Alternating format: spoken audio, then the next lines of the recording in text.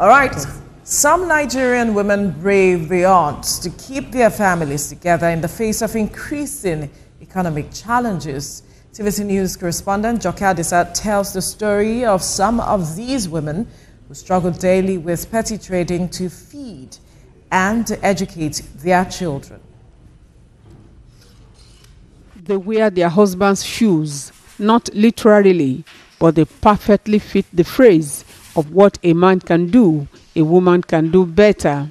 Women, cutting across different ages, keep the home front running due to a deceased husband, absentee husband, a jobless partner, or due to divorce. In Africa, men are traditionally in charge of the financial needs of the households, and so they wear the toga of the heads of family. The women see to the upkeep of the homes, but this is changing. Female breadwinners on the continent is now a growing trend. Research says 80% of African women in the low-income bracket are the sole breadwinners of their families through petty trading, farming, and small-scale businesses.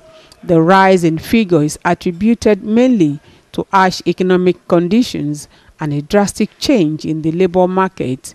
Even across mega cities, rising costs of living is driving many women to become breadwinners. In Nigeria, reports reveal an increase in the number of female breadwinners.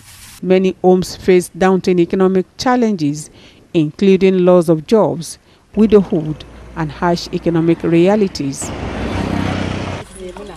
Memuna Ismail, a mother of 5, is one of the many women who now wear the hat of a husband, head of the family, and breadwinner.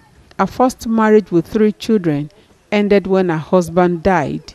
Years later, she gave marriage another chance. She is married to this man, together with whom they have 2 children.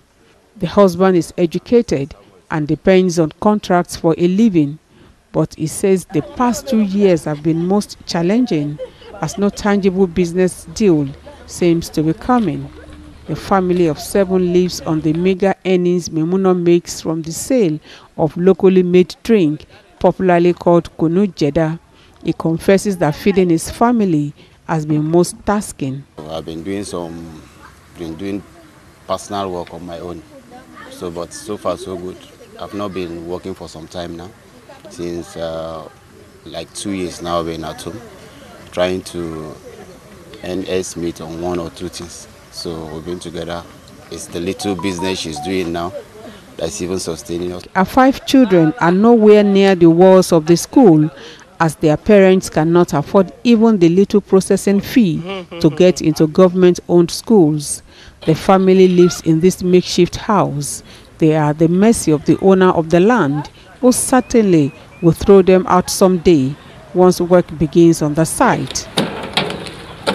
The children are now part of the mother's trade, assisting in the process of making the local granule drink that puts food on their table.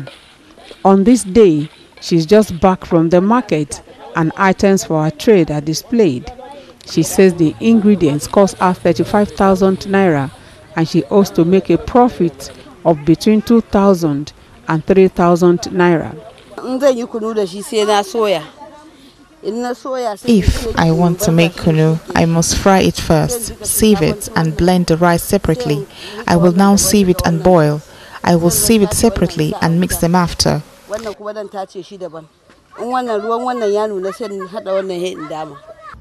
Memuna Ismail takes me through how she gets the drink ready. Who is the first one? Farina is the eldest of Memuna's 5 children. At 15, she has never been to the 4 walls of a school due to lack of funds. She tells me her desire is to get formal education and add value to the society. I have not finished school. I want to go to school, but my mother cannot afford it. If we can find someone that will help us, we will be glad.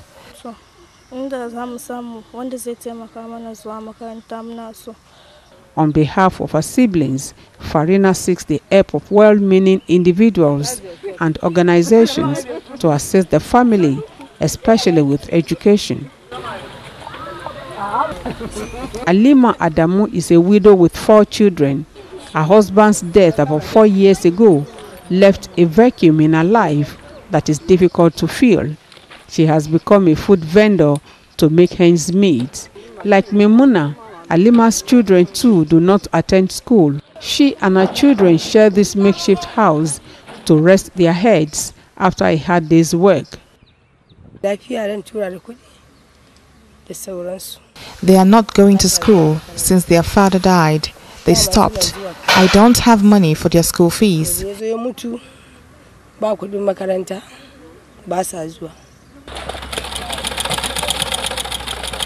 Fatima Aminu is a trained seamstress. She supports her husband in taking care of the home front from the little she makes from tailoring. Unable to afford the high cost of rents in Abuja, the mother of 5 manages this shop to remain in business. I use whatever I take from sewing to help my husband with the school fees and to keep the home running. This mother of 3 has seen it all since the demise of her husband in 2022, but she has refused to get married again. In the absence of any other form of support, she sells used toys and other children's items to take care of herself and our children. She tells me education for our children is not negotiable. We tried pure water. I didn't work hard for feeding. So I went to one of my cousin's house that I need money. He said I don't have money. What he will do, he will show me business that I will do. I said, okay, I can do business. So he now said, okay, I should take 10,000 naira and be managed with it. And I went to Mandela Market. I met one of our those state lady. So she now introduced me to Teddy.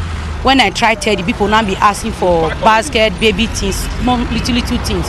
So anyone I see in the market, I will buy to come and share along the road here. So I don't have money to rent a shop. So anything I see, I will save out of it. During school time, I'll go and pay my children's school fees. So that's how we have been managing. Nobody. Anything to anybody here? No, I don't pay for anybody. I don't pay. So like how much do you make in a day? At times a day, if God bring market, I will see my own free money, maybe 2,000 naira, 3,000 naira. I will save 1,500 for my children's school fees and our upkeeping.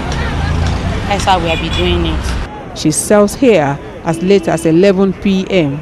Since I've been doing it, I have not gone hungry for one day. Even though we don't see 3 square meals a day, but at least God must give us food to eat. So I'm not begging for anywhere. This is my business. This is my boyfriend. This is my husband that I have. So I respect the business a lot. Impressed by her determination to overcome all impediments to her children's success, I decided to patronize her.